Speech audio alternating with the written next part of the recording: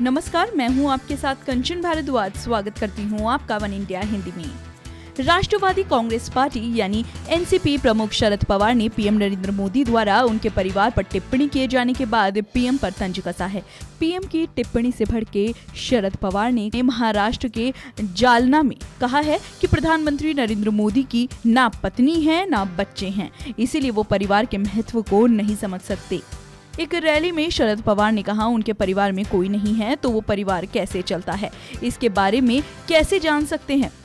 कोई कैसे अपने बेटे और पत्नी की देखभाल करता है, ये भी एक कारण है कि वो दूसरों के परिवार में झांकते हैं। मोदी जी, दूसरों के परिवार में झांकना ठीक नहीं है।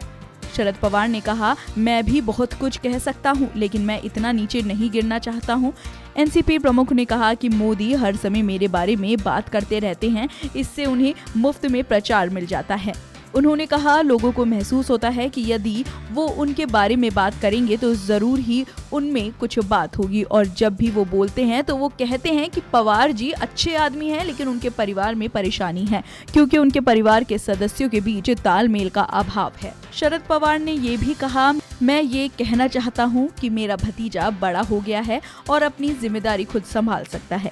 मेरी सिर्फ एक बेटी है और उसकी शादी हो चुकी है। मैं उनसे ये पूछना चाहता हूँ कि मेरे परिवार में जो कुछ भी हो रहा है उससे उन्हें क्या लेना देना है।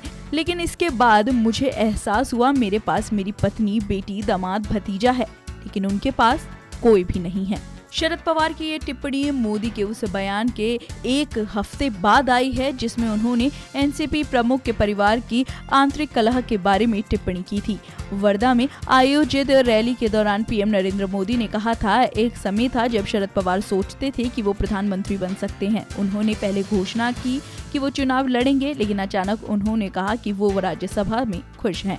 ऐसा इसीलिए हुआ क्योंकि वो भी जान गए थे कि हवा किस तरफ बह रही है। इसके अलावा एनसीपी प्रमुख के परिवार में भी लड़ाई चल रही है। एनसीपी की स्थापना शरद पवार ने की थी, हालांकि उनका भतीजा धीरे धीरे पार्टी पर नियंत्रण कर रहा है।